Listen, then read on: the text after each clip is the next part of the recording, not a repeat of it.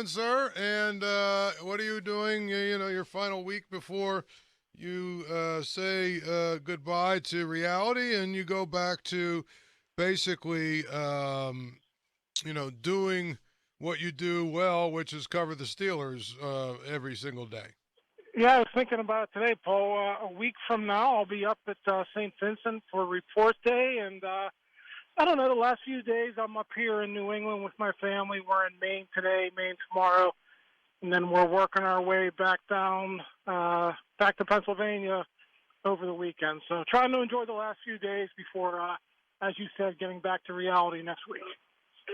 Well, and I think that's the biggest thing. It's really important to remember is that there is a training camp coming, and there's a lot of work to be done, obviously for the Steelers, but also you guys. And so I think that's the key to me is that we get back to now. Is it going to be? Is it going to be? Normal up there in terms of your access? Are we going to be able to do interviews? I mean, how is all that going to change? Yeah, Paul, fans are back. So fans will be on campus. That'll be the first time that has happened since 2019. Of course, last year fans could go to Heinz Field, to watch practice, but it's not the same atmosphere. So it's going to be back to normal. The only thing that is changing this year, and it doesn't affect anything with the fan experience, is the reporters cannot stay in the dorms, so we'll be in hotels or we'll be going back and forth every day. But other than that, for the fans, they'll be sitting on the hillsides. They'll be taking in some Steelers practice, just like they used to do every year before COVID hit. Yeah, and I think that's the thing. It's going to be really kind of a lot of fun to watch, just because you don't realize what you miss right until the end of it, until you lose it for a couple of years. Then you realize, well, it should be a great time. Yeah, absolutely, Paul. I mean, there are fans who live in the Midwest or, live in the South, and they plan their vacations around coming up to Latrobe, staying for a few days and watching practice. So I think it's going to be neat. You'll see the cars lining up again in the parking lot with different license plates. So it's just the experience of going out there. I know the players hate it. I know other NFL teams are getting away from it. But for the Steelers, the tradition they have, more than 50 years at St. Vincent, and I think for the culture that they like to build, from the Rooneys on down. I know Kevin Colbert loved going up there. I assume Omar Khan does too. And, of course, Mike Tomlin. If Mike didn't want to do it, they wouldn't do it. But he's bought into it as much as the Rooneys and as much as the front office has. So, it's an important, team building aspect, period for this team. And they'll get it ramped up here a week from today. Well, and I think that's the key to me is that we've got to, we've got some storylines to watch.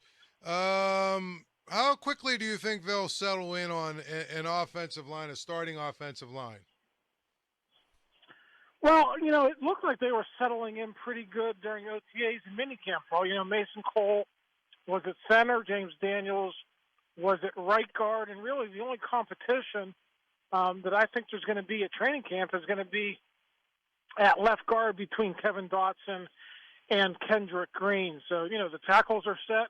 You got Moore on one end, and you got Chooks on the other. And, we'll see what happens at left guard. But I would be shocked if they made any moves at this time. If they were going to tinker, with Cole at guard or with Daniels, playing the left side, they would have done that in the spring. So they're all set except for left guard.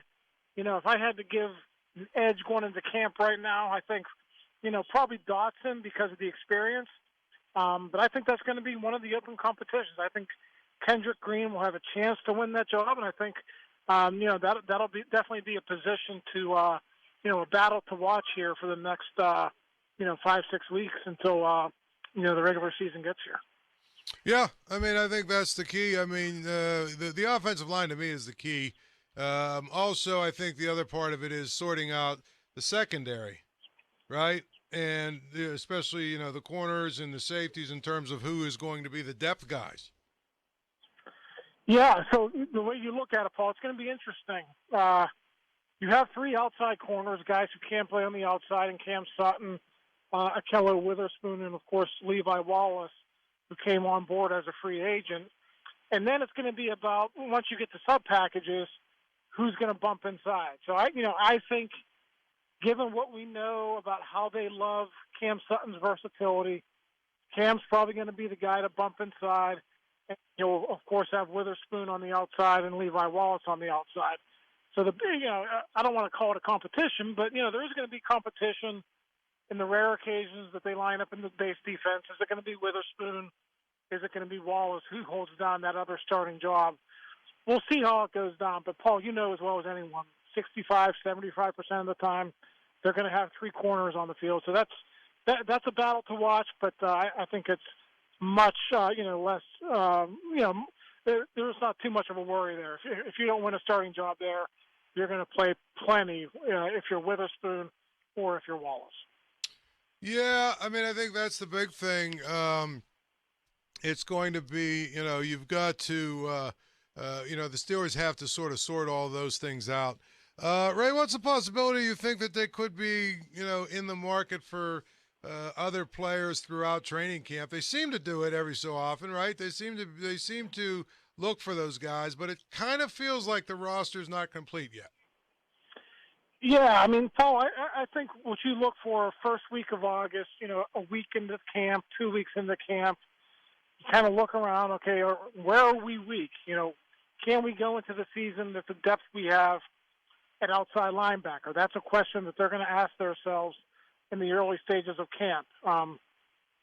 They signed Avery. We'll see what he has.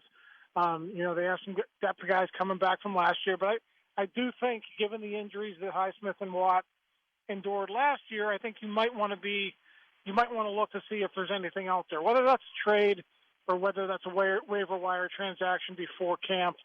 Much as they did last year with Derek Tuska. So that's one position to watch. And then the other position that everyone's been talking about is running back. Are you going to go into the season with Benny Snell as your number two?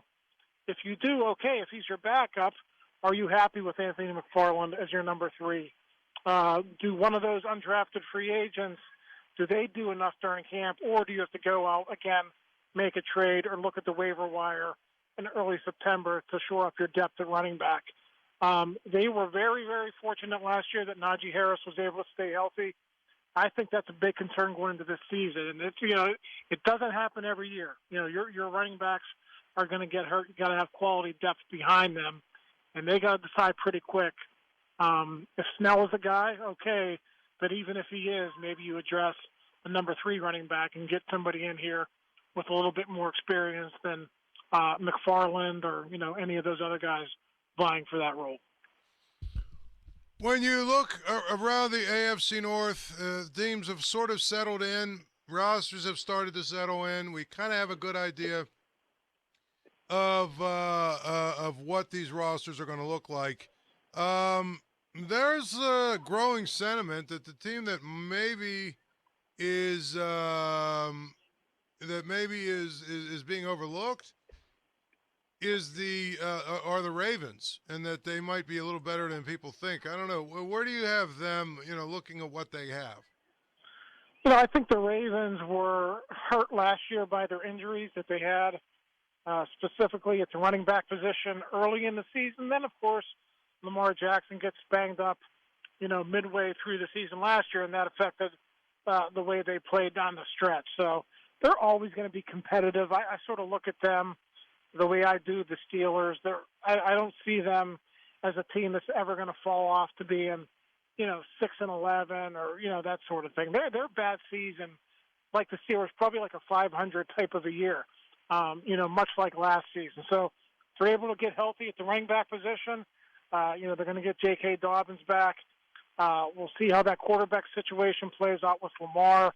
It seems like maybe there's going to be some bad blood if they don't get that taken care of. So we'll see what happens. But, yeah, Paul, if they stay injury-free, for sure, they're going to be right up there with the Bengals vying for the top spot in the division, I think.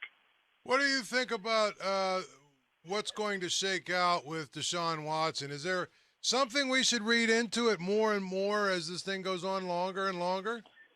Paul, I just think back to the way the commissioner handled the thing with Ben Roethlisberger. If my timeline is correct, I think it was right before training camp that they found out. They were able to go into camp, make their adjustments, and go from there. I think that's fair. I think it would be unfair if the commissioner did anything other than that. You can't have Deshaun Watson show up, practice for a week, and then make that call. So, I do think we got to find out fairly soon what's going to happen with him. And I think it'll be something along the lines of a longer suspension. Then I think, of course, it'll be bargained down through the Players Association and things of that nature. So we'll see what happens. But I fully expect that they're not going to have Deshaun Watson in the early portions of the season for their first part of the schedule. Do you think there'll be a big outcry if it's not more than, say, like 4 to 6? If it's not more than, say, like 6 games? I think that's too short.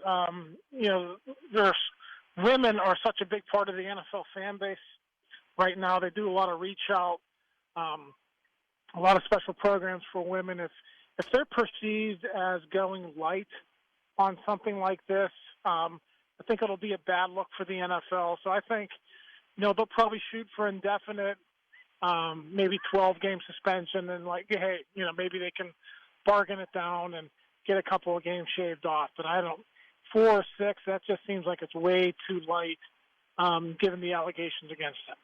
Yeah, I mean, there's a lot obviously against him, but the flip side of that is, they've been really trying to make this thing go away, haven't they? They've been trying everything in their power to make it go away, including settling and all the other stuff. Yep. Yeah, and I'm sure the Texans were given that directive from the commissioner's office, and that went down last week or a couple of weeks ago. So they are trying to do that, but I still think a lot of this is, you're trying to do right by your fan base. You're trying to sort of juggle the public relations aspect of this as well. So it's a slippery slope, but I got a feeling they're going to come down on the harder side, and then they'll let the Players Association have their say, and the final decision will be made shortly after that happens. Well, no question about it. I mean, I think that's the big thing is that they have to decide. But I will probably say that I will be surprised if it's more than 6 games. And now, of course, Deshaun Watson is talking about, Deshaun Watson's talking about suing if it's too long. Oh, well, listen, no matter what happens, Paul, there's going to be lawyers involved from the league. Again, it's such a vague policy that's in place, and the Players Association failed back in 2011 to get that taken out of the CBA. So if to me, it all goes back to what the union did more than a decade ago. They didn't get rid of that vague personal conduct policy. So I think Deshaun Watson can try to sue all he wants, but in the end, I think he's going to have to look to the union and ask them why they didn't do something about this. I mean, he's not the first one. James Harrison, Ben Roethlisberger, a lot of people have complained about the commissioner having that much power. So if Roethlisberger and Harrison weren't able to do that, I don't really see an avenue for Watson to do that. But hey, Paul, it's a litigious society we live in now, and I wouldn't be surprised if that happened either. Well, Ray, I appreciate it, buddy. It won't be long. We'll be out at St. Vincent's together, hanging out and having a good time. Absolutely, Paul. Looking forward to it.